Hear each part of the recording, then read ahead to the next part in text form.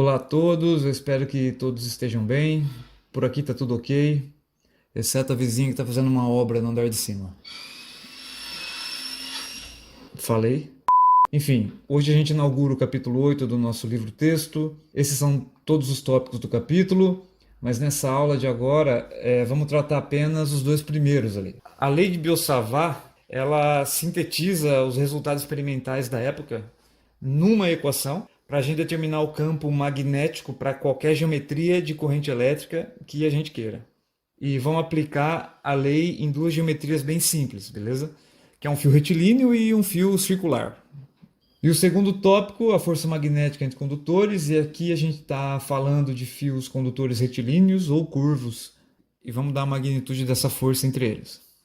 Lembrando que essa videoaula, ou até mesmo aula presencial, não substituem a leitura minuciosa do livro-texto. Vocês têm que entender as aulas como um guia, ou mais um recurso didático para o ensino. Bom, então, o que a gente pode dizer sobre o campo magnético gerado por correntes elétricas a partir dos experimentos? O Ørsted, em 1821, ele descobriu quase que acidentalmente que a corrente elétrica consegue gerar campo magnético nas proximidades do fio. Então, a agulha magnética ou a bússola, ela era defletida para alguma direção aqui, ou para cá, dependendo da corrente elétrica, né, da direção da corrente elétrica que passava pelo fio. E essa descoberta é importantíssima na ciência, beleza? De que o movimento de cargas, corrente elétrica, gera campo magnético. Logo depois desse fato, muitos cientistas se debruçaram sobre o fenômeno, tentando entender a geometria do campo ao redor desse fio aqui. Como é que esse campo magnético está orientado aqui, no espaço ao redor, né? Como é que ele depende da corrente elétrica? Exatamente para onde as linhas de campo estão apontando? Onde é que está o polo norte? Onde é que está o polo sul? Esse tipo de pergunta. Então, a partir dos experimentos, eu vou te mostrar as conclusões que a gente chega. Então, primeiro, para um fio longo e reto. Vamos olhar apenas para a direção e para o sentido do campo. A geometria mapeada causou muito espanto nos cientistas porque foi algo inesperado e nunca antes visto. As linhas magnéticas são circulares e concêntricas ao fio, ou seja, o fio é o centro dessas linhas. Aqui está representada uma carga positiva, aqui é a velocidade da carga, né, por dentro do fio, as linhas de campo circulares e o vetor campo magnético tangente às linhas. Percebe que não existe exatamente o que a gente chama de polo norte e polo sul aqui nessa geometria. Isso é muito louco. A regra da mão direita nos ajuda a determinar a direção e o sentido das linhas. Aponta o seu dedão no sentido da corrente elétrica e os seus dedos vão indicar o sentido das linhas de campo quando você abraçar o fio com eles. Nesse caso aqui, o fio está no plano da tela, a corrente elétrica está descendo. Se você apontar o dedão para cá, os seus dedos eles entram na tela desse lado e saem da tela desse lado aqui. Então as linhas de campo giram nesse sentido. Ó. Se você inverter o sentido da corrente, você tem que inverter o sentido do dedão, de tal forma que seus dedos vão sair desse lado do fio e entrar desse lado do fio aqui. Então aqui nesse ponto tem um campo magnético que sai da tela e aqui um campo magnético que entra na tela. Beleza? Então aqui olhando numa outra vista, certo? Isso aqui é o fio, representado aqui no meio. A corrente elétrica está entrando na tela. E aqui estão algumas linhas representadas no plano da tela, com o vetor campo magnético desenhado ou representado aí em cada linha. Isso aqui é uma foto real então de um fio. Jogou limalha de ferro aqui nesse plano e quando a corrente elétrica passou, cada grão ou cada pó de ferro aqui se orientou como se fosse uma bússola, alinhando o seu norte-sul com o campo magnético. Legal, né? Então isso aqui você anota no teu caderninho, tá, querido? A próxima geometria é o que a gente chama de espira circular. Basta pegar um fio e dobrar em forma de círculo. Raio R aqui, legal? A regra da mão direita continua valendo. Então se você pegar o seu dedão e acompanhar a corrente, em todo momento os seus dedos vão apontar para dentro da tela no centro da espira. Certo? Então aqui a gente vai ter um campo elétrico bem intenso por causa da contribuição de cada elemento de corrente ao redor do fio. E nessa geometria é interessante a gente notar que um observador olhando para essa imagem, ele identifica linhas entrando desse lado de baixo da espira e saindo desse lado de cima da espira. Então você define um polo sul e um polo norte no caso da espira. que se assemelha muito às linhas de campo de um ímã permanente.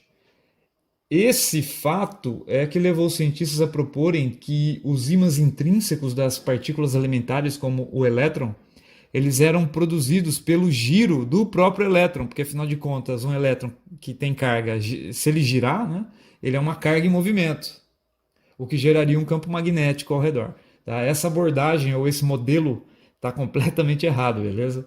O elétron não gira em torno dele mesmo e o magnetismo dele é intrínseco, né? O magnetismo dele é o que define ele, na verdade. Então aqui é uma foto real de uma espira transportando corrente. No plano da tela colocou-se malha de ferro e quando a corrente elétrica passou pela espira, cada grão de ferro aqui se comportou como a bússola de um ímã que se alinhou com o vetor campo magnético. Esse é o padrão que formou, beleza? Se a gente juntar várias espiras, a gente tem o que a gente chama de bobina. Uma bobina é o conjunto de várias espiras. Então vamos falar agora da lei de Biot-Savart, que é uma lei matemática que sintetiza os resultados que a gente acabou de discutir e agrega mais alguns outros numa expressão matemática apenas. Então o que a gente quer é o seguinte, vamos supor que a gente tem um fio condutor aqui, está passando corrente elétrica aí por esse fio tem uma geometria qualquer, e eu quero calcular o campo magnético nesse ponto P aqui. E a ideia é quebrar o fio em pequenos segmentos ds, que é um vetor que aponta no sentido da corrente elétrica. Cada elemento do fio ds contribui com um pouco do campo magnético naquele ponto ali. E se a gente somar a contribuição de cada segmento do fio, a gente tem o campo total naquele ponto. É claro que cada segmento está a uma distância r daquele ponto ali, diferente da anterior, né? E as experiências mostram que o campo magnético aqui depende da intensidade da corrente, depende da direção com que a corrente atravessa o fio, depende também da distância que o segmento está àquele ponto P, e essa dependência é o inverso do quadrado dessa distância. E também depende do ângulo θ, mais precisamente do seno do ângulo θ. Quanto menor esse ângulo aqui, menor a contribuição desse segmento aqui para o campo no ponto P. Então, sintetizando tudo isso, a gente tem a lei de Biot-Savart. É isso aqui que a gente tem. Ele depende dessa constante, né? Tem uma constante aqui que a gente vai falar dela daqui a pouco. Depende da corrente elétrica. É inversamente proporcional à distância ao quadrado. E esse produto vetorial aqui, na verdade, é a regra da mão direita para definir a direção e o sentido de B. Então, ds é o vetor elemento do fio que aponta no sentido da corrente. E r é a direção definida pela distância entre o segmento e o ponto P. Esse é o versor R, é um vetor unitário aqui. Então, se você usar a regra da mão direita e jogar ds sobre R, o teu dedão vai sair da tela, indicando que o campo nesse ponto sai da tela, que é justamente a regra da mão direita. Se você colocar o seu dedão ao longo da corrente, os seus dedos vão sair aqui do ponto P. Beleza, então se eu quero o campo total, eu tenho que tomar a integral de toda essa expressão. Tudo isso aqui é constante, sai da integral, sobra esses camaradas aqui dentro.